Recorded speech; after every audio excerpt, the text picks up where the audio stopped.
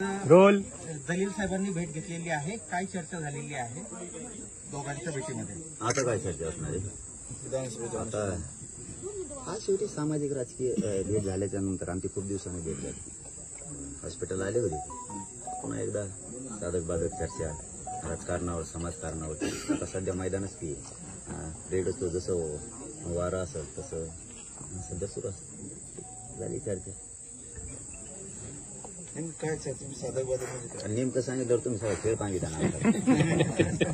2-3 दिवस तर राहू दे. नेमकं थोडंसं राजकारणात म्हणलं जातं बाबा ते काही पत्ते हुकमी पत्ते ते ओपन करायचे नाही, ते वेळेवर टाकायचे असते. नुसतं चेस खेळ नुसतं मांडून चालत नाही, ते खेळता यायला पाहिजे. या खेळात तुम्ही एकत्र असणार ते काही होऊ शकतं. सामान्य जनतेसाठी काही होऊ शकतं. सामान्य जनतेसाठी काही पण होऊ शकतं. आमच्यासाठी नाही, आमच्या स्वस्वार्थासाठी किंवा आमदार होऊन खासदार होऊन कुठं राजकारण करायसाठी नाही जायचं. सामान्याच्या अन्यायाला वाचा फोडण्यासाठी जर जायची वेळ येणार असेल, काही होऊ शकतं, का नाही होऊ शकत. ओके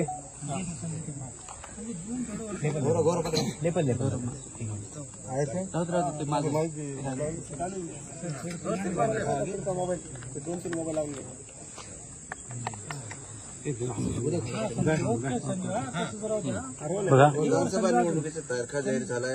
आज आपण जरांगे पाटलांची भेट घेतली, नेमका उद्देश काय होता? मी जरांगे पाटील साहेबांना 2दा हॉस्पिटलमध्ये जाऊन भेटलो होतो. इथेही जेव्हा त्यांचं आंदोलन सुरू झालं होतं इथेही आलो होतो आणि त्यावेळी मी एक गोष्ट सांगितली होती की आपण जेव्हा हे घोषणा देतो एक मराठा लाख मराठा, तर त्यावेळी मी सांगितलं होतं की एक मराठ्यांनी पूर्ण महाराष्ट्रामध्ये कशा गाजवलेलं आहे. सगळे लाख मराठा रस्त्यावर आले तर काय हो.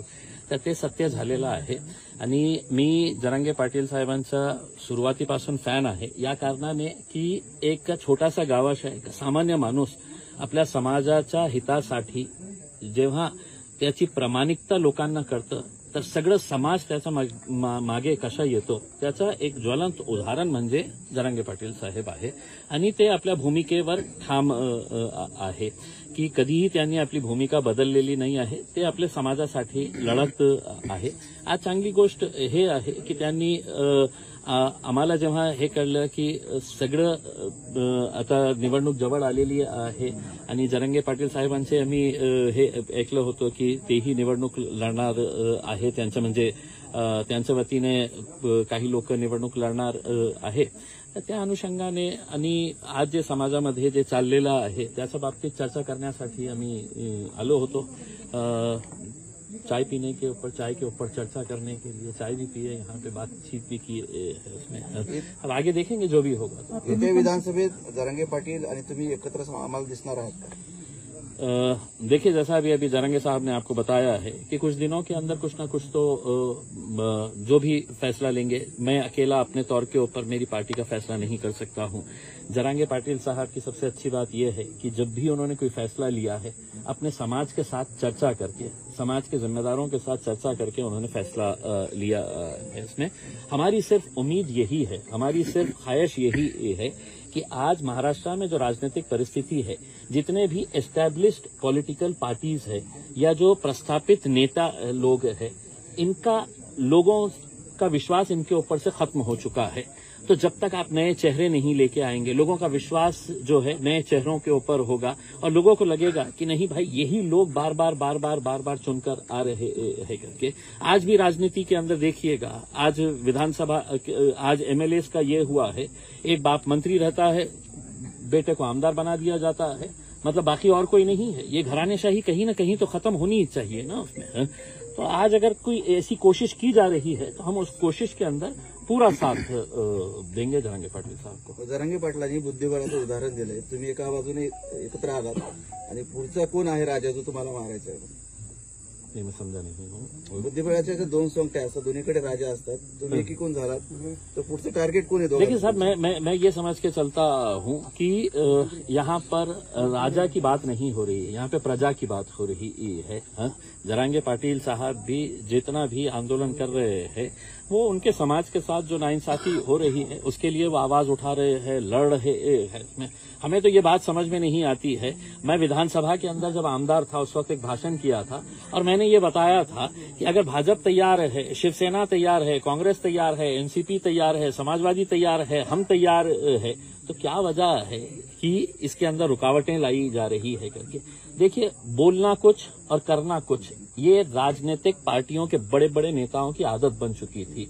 अब ये जब से आए हैं तो ये सबकी पोल खोल रहे हैं, सबको उधेड़ रहे हैं, तो अब सब परेशान हैं इनकी वजह से। इनका मकसद यही है कि मेरे समाज के साथ इंसाफ करो, हम भी यही कि चाहते हैं कि साहब हमारे समाज के साथ भी कुछ इंसाफ होना चाहिए करके। और जब दो लोग का कॉमन गोल रहेगा, ऑब्जेक्टिव एक रहेगा उसमें, तो यकीनन इनके साथ लोग जुड़ रहे हैं, हम भी इनके साथ जुड़ेंगे। जरांगे पाटलांनी 14 उमेदवार आरक्षणाचा लढाला सुरू ठेवलाय. त्यांना आरक्षण भेटलं नाही. त्याचा साफ दावा है कि देवेंद्र फडणवीसांनी मराठा समाजाला फसवले. देखिए, मैं है तो अकेले सिर्फ देवेंद्र फडणवीस साहब के बारे में ये नहीं कहूंगा, मैं कहूंगा कि भारतीय जनता पार्टी की नीति जो है वो लोगों को समझ में आ चुकी है। कॉन्स्टिट्यूशनल अमेंडमेंट अगर करने का है, केंद्र सरकार के पास जाने का है, मैं तो आपको यहां तक ये कहता हूं कि उस वक्त नरेंद्र मोदी साहब ने यहां के एक बड़े नेता को बुलाकर ये कहा था कि ये आंदोलन मराठा समाज का किसी भी हालत के अंदर दिल्ली तक नहीं पहुंचना चाहिए करके, यहीं का यहीं इसको रखना चाहिए करके।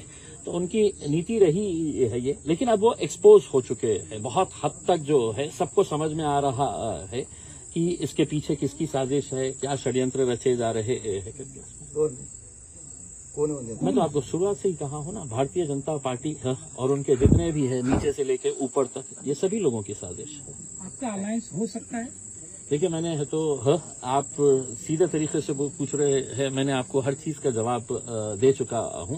अलायंस का मतलब क्या होता है, जब आप एक कॉमन गोल को हासिल करना चाहते हैं, और वो कॉमन गोल क्या है करके, समाज के अंदर अगर हमको परिवर्तन लेके आने का है। आज जो जाति धर्म के नाम के ऊपर जो घटिया राजनीति यहाँ पर देखने को मिल रही है, मुझे खुशी इस बात की है, मैंने जरांगे पाटिल साहब के तमाम ऐसे भाषण सुना हूँ, कहीं पर भी वो ये नहीं कहते हैं कि साहब ये समाज ने वो समाज के खिलाफ बोलना चाहिए, ये धर्म ने दूसरे धर्म के बारे में कुछ बात करना चाहिए।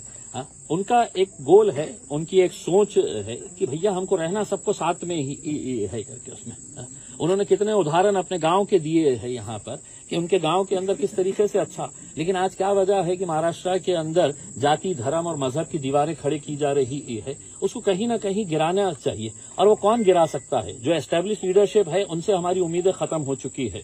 तो जो नई लीडरशिप डेवलप हो रही है, अगर वो प्रामाणिक है, और जिसको मैं जरांगे पाटिल साहब के अंदर देखता हूं, तो मुझे भी ऐसा लगता है कि एक नई पहल हो रही है, क्यों ना हमें कोशिश करके देखें करके। जरांगे पाटिल की जो आंदोलन था उसका जो फायदा है मुस्लिम तबके के बच्चों को भी मिला है। हाँ, इस वजह से भी आप देख सकते हैं। देखिए, 100% मैं जैसा आपको ये बताया हूं ना कि जब फायदे मिलते हैं, किसको फायदा मिलना चाहिए साहब? जो सबसे गरीब लोग हैं। आज अगर आप बोलेंगे कि इम्तियाज जलील तुमको रिजर्वेशन चाहिएगा करके, तो इम्तियाज जलील को नहीं चाहिए, लेकिन मेरे समाज के अंदर भी जो गरीब लोग हैं, जिनकी आवाज कभी नहीं पहुंचती है, जो मजबूर है, जो बेसहारा है, तो वैसे लोगों के लिए ही ये लड़ाई जो है वो जरांगे पाटिल साहब ने शुरू की थी उसमें।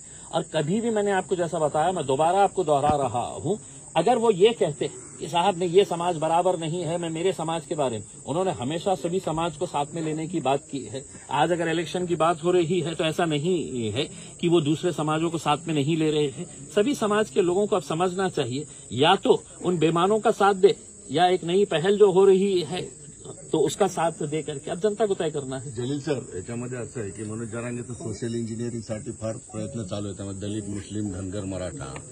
तुम्हाला वाटतं की ही सिच्युएशन आताची जी आहे ते योग्य आता गणित बसू शकतं, योग्य संधी आहे? मला असं वाटतं की 2024ची ही जी निवडणूक आहे याच मुद्द्यावर असणार आहे की आज महाराष्ट्रामध्ये किंवा देशामध्ये जे आज जाती धर्माचा तेढ निर्माण करण्याचा जे प्रयत्न सत्ताधारी आणि विशेषकर भारतीय जनता पार्टीकडून जे सुरू आहे ते कुठेतरी थांबायला पाहिजे. आणि आज सगळ्यात जास्त महाराष्ट्राला काय आवश्यकता आहे तर सोशल इंजिनिअरिंगची, म्हणजे सगळ्या जाती धर्माचे कोणत्याही माणसाला एकमेकाशी द्वेष करायचं नाही आहे. उनको अपनी रोजी रोटी से है तो फिक्र ये है, परेशान है, किसान परेशान है.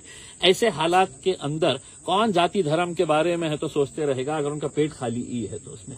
तो अगर सबके बारे में अगर सोच रहा है कोई तो हम यकीनन उसको पूरी तरीके से साथ देंगे। और हमारा यही कहना है कि 2024 का इलेक्शन जो है वो सभी जाति, धर्म और मजहब के ऊपर उठ के, हाँ, हम सब एक है। हमें गर्व के साथ कहना है कि मला अभिमान है कि मैं महाराष्ट्रीयन है, मुझे गर्व है कि मैं भारतीय हूं।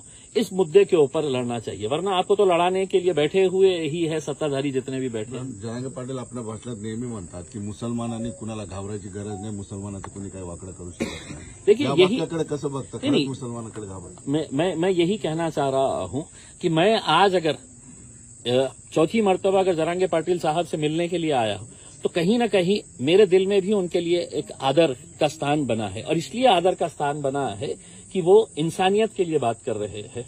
उन्होंने कभी तो जाति, धर्म और मजहब के हिसाब से बात नहीं किए हैं। उन्होंने सबका साथ लेने की बात कर रहे हैं। इसका मतलब ये नहीं है कि भाई मुसलमानों को घबराने की, उनका पैगाम यही है कि दलितों तुमको भी घबराने की जरूरत नहीं है, ओबीसी समाज को भी किसी को भी घबराने की जरूरत नहीं है। सिर्फ आपको समझने की जरूरत है कि आपके खिलाफ जो साजिशें रची जाती है और उसके जरिए कैसा राजनीतिक फायदा उठाया जाता है वो खत्म होना चाहिए।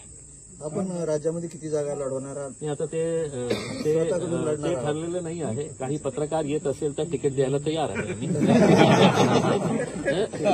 ठीक आहे भैया, धन्यवाद।